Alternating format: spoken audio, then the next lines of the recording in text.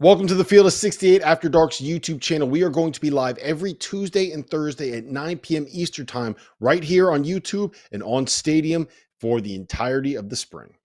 I also want to mention Indiana here too, because they added Kanan Carlisle in addition to Miles Rice and Umar Balo. We talked about Balo and Rice on one of last week's show. I can't remember when it is. Adding Carlisle gives them another wing. They are in the mix for a couple of the shooters that are still in and around the portal, and a couple that have entered the portal in the last couple of days, I guess. Where do you stand on Indiana right now? Let's start with Indiana. Where do you stand on them right now? Because you always have big opinions on your Hoosiers. Yeah, I mean, listen, I just don't know if I trust Woody. Like, that's the biggest thing for me. If I was Mike Woodson and I coached arguably the worst three-point shooting team in the country a year ago, I would go out and I would get like dudes that are going to be starters that can shoot the hell out of the ball, right? Like, that would be where I would start. Now, Luke Goody's a nice player, and they may get him from Illinois, and he could shoot the hell out of the ball. But, he is a rotation guy, is he not, Rob? Yeah.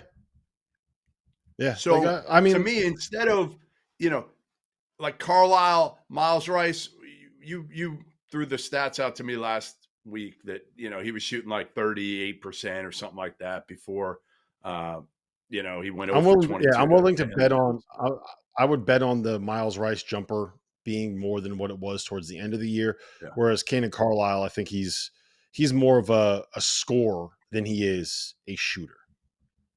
Yeah, I would have gotten the best damn shooter in the portal. That's what I would have done. That's where I would have started.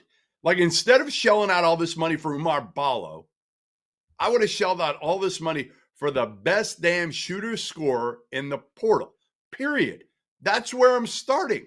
Like, do you disagree with me there? Like, isn't that where you would start? I would definitely try to add more shooters. I would have tried to downsize my lineup more than continue to add big bodies. Like, I do think that they needed a 5-man.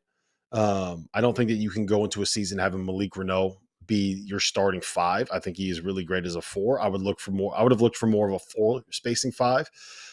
Somebody like a Danny Wolf, someone along those lines. More than somebody, Umar Balo, who may not be able to play the end of games because of his inability to make free throws. But I would have tried to find ways to get lineups where Mackenzie Mbaka was at the 4 instead of at the 3. But I don't hate adding Umar Balo. I just don't know if that's the best way to necessarily invest your resources, especially if they add a couple of the other shooters that they've been kind of linked to. I don't know if I want to say those names out. You know who I would have loved in Bloomington? I'm not sure if you could have gotten him, probably not, but Aiden Mahaney. Like, I would have spent all my money on Aiden Mahaney. you love those St. Mary's dudes so much. Every single one of them. But I love if you could have taken the entire St. Mary's team and transported it to Bloomington, then I think you probably would have done it. If you could just take in that last year's St. Mary's team and give them the Indiana, like the candy striper pants and the Indiana crimson, what is it, Crimson and Quarry or whatever it's called, or Crimson and Cream. I think that's what I think you would have been very happy if you could have done that. All I know is if Alex Ducas's back didn't lock up, UConn wouldn't have a single title right now. Not one. Not one. I mean, you talk about repeating. They wouldn't have beaten St. Mary's. They would have been done. But Dukas is back. That was the difference maker. Danny Hurley should send a thank you card and maybe some extra NIL to Alex Dukas. You know what I was thinking about the other day, Jeff? I was thinking about what Hurley could have done this year and how dominant they could have been if they were just as talented as Indiana was. Yeah, well. All right, real quick, let's talk about my tweet. Wait, you can't just say it without explaining, because this is what you do. Yes, I can do whatever I want. Their starting 5 that night was comparable. They didn't have Steph Castle, who last I checked, and I've been saying it all year, is a top 5 pick.